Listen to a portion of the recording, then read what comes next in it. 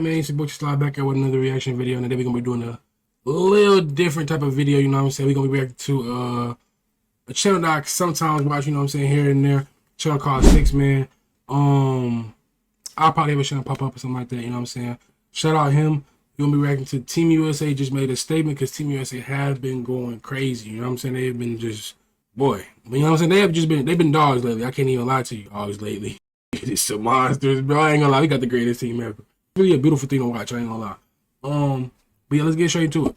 Got a question. Is scoring 122 points in 40 minutes considered dominant? Scoring 50 more points than Canada and 60 more points than Greece, who both had top 5 players on their team. I'd say that's a pretty dominant performance from Team USA. And it's almost like everyone who said they were frauds after their 1-point victory against South Sudan during their exhibition games is looking slightly silly. Because so far, Team USA have played 4 games at the Olympics, and the closest win they've had was by 17 points against South Sudan. So I guess maybe South Sudan are the Team USA stoppers after all. Except the definition of stopping is slightly different when it comes to Team USA, because there is no stopping this team. You just have to pray that you can have the best shooting game of your life. I'm being He's so not serious. lying. He's not lying, bro. I'm not gonna lie. Hold on, wait, look.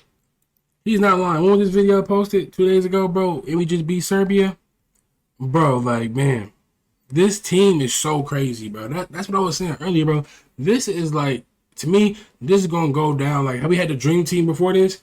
This is going to be the next dream team. This is, bro, if we don't win, bro, if we don't win, I know something, bro. You know what I'm saying? It's impossible for us not to win at this point, bro. Like, this is like the greatest team of all time, my nigga. Like, I can't lie, man.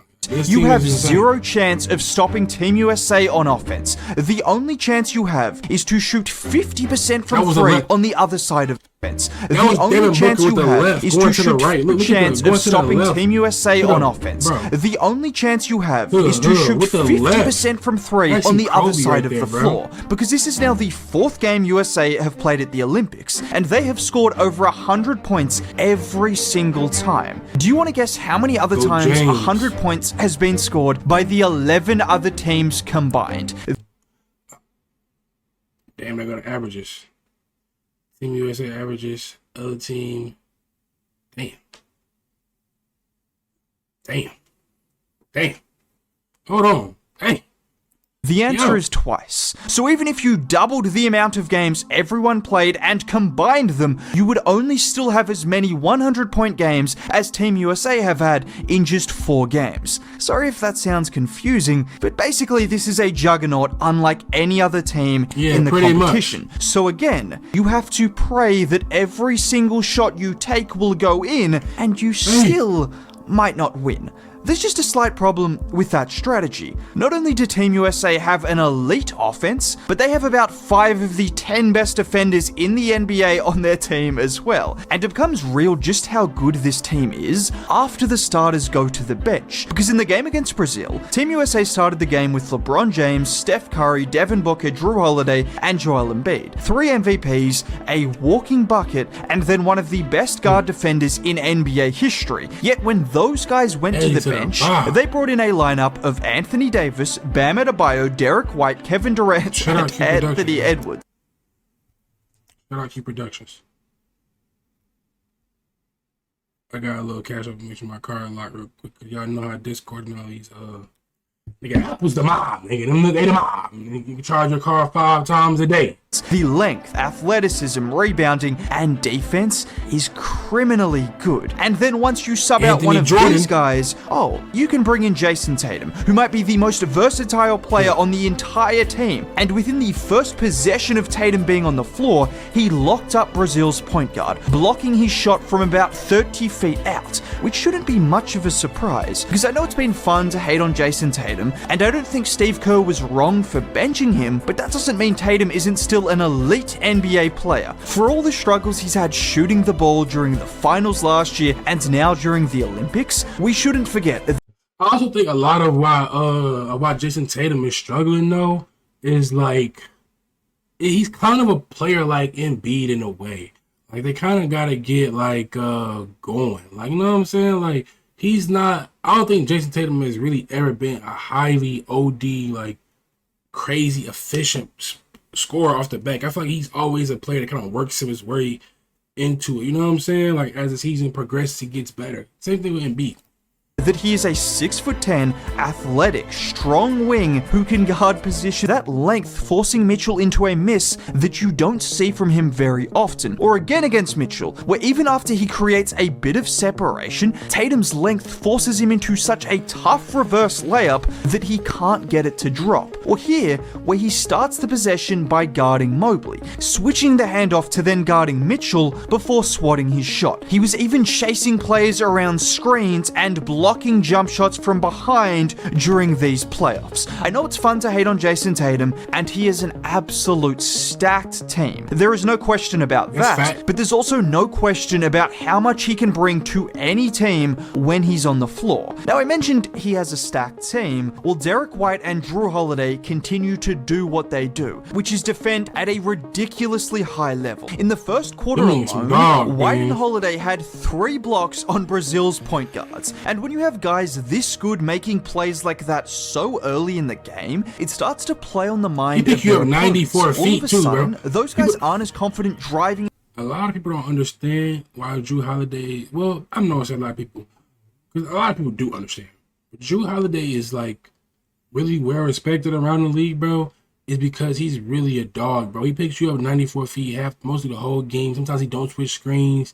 And he's doing this with some of the best guards in the league, bro. You know what I'm saying? So into the lane or taking jumpers off screens, because they aren't just worried about the twin towers of Anthony Davis and Bam Adebayo waiting at the rim, but they have to worry about these defensive monsters swatting their shots from behind. And then of course, you have LeBron James, who isn't the defender he once was, but he is still more than capable of blocking shots that seem like certain buckets. And it was another day, another game from LeBron, where some people would call it vintage LeBron, but is it really vintage LeBron when he does this every single game, finishing with 9 assists in just 17 minutes? Monster, bro. LeBron is a monster, bro. LeBron, I'm positive with LeBron's a casual 5 of 6 shooting from the field. And there was one specific stretch of the game. Some money for some okay. $30. All right. Which he had a major influence on that changed everything. Early on in this game, it looks like it was inevitable that USA were gonna blow out Brazil. I mean, anyone could have predicted that. But after a great start from USA, Brazil scraped it back to 34-42 with 4 minutes remaining in the half. Do you want to guess what happened in the next 4 minutes? They went on a 21-2 run in 4 minutes. A 21-2 run is insane. But to do it in 4 minutes, that shouldn't even be possible, and all of a sudden, any hope of Brazil at least hanging in until the 4th quarter, because let's be real, none of us thought they were gonna win, that had all gone in the space of 4 minutes, with this run capped off by an out-of-bounds play from LeBron, throwing a pinpoint alley-oop to Jason Tatum. You also got some help from Joel Embiid, who to his credit, knocked down shots, and I said this in the previous video, but the 2 guys who had struggled shooting the ball was the reigning scoring champion Joel Embiid, and the greatest shooter of all time, Stephen Curry. Think about that for a second. USA had played 3 games, all 3 of which had been blowouts, and the guy who averaged 35 a game last year was struggling, and so was the greatest shooter ever. So when those guys combined for 7 of 9 that's bad. That's bad. That's bad. I'm not gonna lie. That's not bad for us. That's bad for the other teams. Because if y'all are struggling, like I said, like Serbia, the game with Serbia. We just beat Serbia. Curry had his best game of the Olympics against Serbia. If teams are struggling when Curry and Joel Embiid are like not like on the right dynamic or whatever, you know what I'm saying? But they're not scoring, shots not falling. Teams are struggling when shots are not falling for them. It is going to be hell when shots are falling. I'm just saying. You know what I'm saying? Today, well, any hope that Brazil didn't already have was crushed even further. And what really sums up just how ridiculously talented this team is, during the first quarter, the best player on the floor was Devin Booker. He was cutting, he was defending, he was knocking down every... D-Book has been I think Lowe said D-Book has been. I'm not sure. I think Lowe said it though. He has been like the most efficient, one of the most efficient players in the Olympics. Defending, I think he has the highest plus minus. Defending and just really just being a catch and shoot guard, being in the right spots, not taking the ball out of the hands of the goats for real. Curry, KD, and LeBron. He just really just being a really great role player in a way. I can't lie. Shot. He then got subbed out for Jason Tatum, and because of how well Tatum was playing on defense, Booker didn't get back in for the rest of the half. So when the third quarter started, well, you had a rested Devin Booker, and he just hit shot after shot after shot, finishing with 5 3-point makes in just 15 minutes, with him and Anthony Edwards combining for 35 points in 36 minutes of game time. So if you somehow manage to survive the onslaught from LeBron, Steph, KD, and Embiid, you still have to deal with 2 of the most explosive scorers in the NBA, and 2 guys who on any given night can hit 5 threes and blow the game wide open. Another thing about Team USA that just makes them flat out unfair is not only do they have the most skill, the most shooting, the best defenders, but they're also the best transition team, led by you-know-who, the best player like ever, Ant, Booker, and KD. Not to mention you have Steph spotting up in transition. So again, I'm not sure how you are supposed to beat this team when you can't outrun them, you can't outshoot them, and you are most definitely not going to be more athletic than them, which leaves 2 more games left for Team USA to win gold. So crazy. And standing in their It's so crazy that LeBron is 40 years old doing this to people, bro. It's like actually insane. way is the one individual player that will be able to go head to head with any single player on Team USA. The difference is you have to worry about every single player on Team USA, not just 1 or 2 stars like on the other teams. So unless Serbia has the best shooting performance of their lives, it seems very unlikely that even Nikola Jokic can prevent the inevitable from happening. Either way, it's going to be fun to watch. But with that being said, feel free to check out that video. Video aged like wine, because like he said, bro, we just inevitable, bro. We winning the chip. We winning the gold medal. Enjoy the greatness while it's here. That's all I'm gonna say. Because we may not ever see. We're probably not gonna ever see this again. So yeah, peace.